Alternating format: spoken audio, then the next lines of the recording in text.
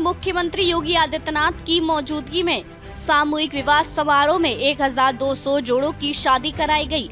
ये कार्यक्रम समाज कल्याण विभाग द्वारा आयोजित किया गया था। मुख्यमंत्री योगी आदित्यनाथ ने कहा कि भारत को दुनिया की सबसे बड़ी शक्ति बनाने के लिए समाज के अंतिम पायदान पर खड़े हर व्यक्ति का उत्थान जरूरी है। गोरखपुर के Hindustan fertilizers and chemicals limited के परिसर में आयोजित मुख्यमंत्री सामूहिक विवाह समारोह को संबोधित करते हुए मुख्यमंत्री योगी ने कहा कि भारत को दुनिया की सबसे बड़ी शक्ति बनाने के लिए हमें समाज के अंतिम पायदान पर बैठे हर व्यक्ति के बारे में सोचना होगा। हमें उनके जीवन में बदलाव लाना होगा।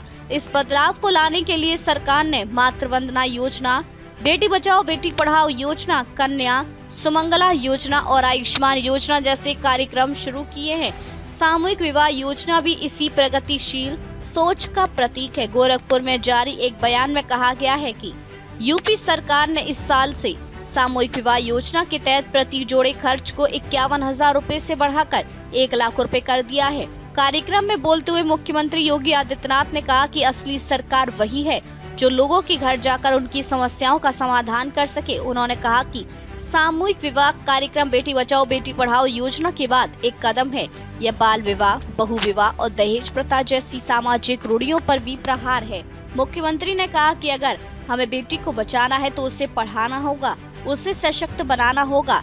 हमें बेटी को आगे बढ़ाने के लिए सभी इंतजाम करने होंगे। उन्होंने कहा कि गरीबों की पीड़ा को समाप्त करने के लिए सरकार ने 2017 में बेटी की जन्म से स्नातक तक की शिक्षा के लिए मुख्यमंत्री कन्या सुमंगला योजना शुरू की। इसके तहत प्रदेश की गरीब और वंचित परिवारों के करीब 24 लाख लड़कियों को जन्म से स्नातक की शिक्षा के लिए 25,000 रूपए की राशि दी जा रही है। मुख्यमंत्री ने कहा कि बेटी के जन्म के बाद उसका पंजीकरण होते ही उसके खाते में एक निश्चित राशि जमा हो जाती है। बेटी के 1 साल की होने और सभी टीके लगने पर भी एक निश्चित राशि दी जाती है। इसके बाद बेटी की कक्षा 1, कक्षा 6 और कक्षा 9 में प्रवेश लेने और आगे ITI, डिप्लोमा या अन्य पाठ्यक्रमों में प्रवेश लेने पर एक निश्चित राशि खाते में भेजी जाती है।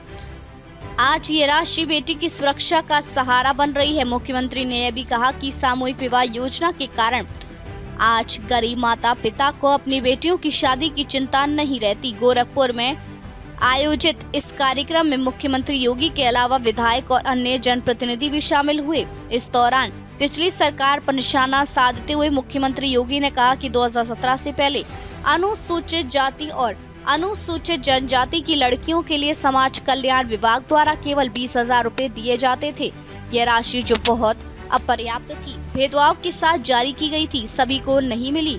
जिन्हें मिली उन्हें समय पर नहीं मिली। उन्होंने कहा कि जब 2017 में मुख्यमंत्री सामूहिक विवाह योजना शुरू की गई थी तब राशि बढ़ाकर 35,000 रूपए की गई थी। बाद में 51,000 और इस साल 1 अप्रैल से 1 लाख रूपए तक दी गई है। इसमें 60,000 रूपए बेटी के खाते में जमा किए जाएंगे। शेष राशि घरेलू सामान, लड़की के गहने और भोजन व अन्य व्यवस्थाओं पर खर्च की जाएगी। सरकार दहेज प्रथा और बाल विवाह जैसी सामाजिक बुराइयों को त्याग कर जीवन में बदलाव लाने के लिए एक काम कर रही है।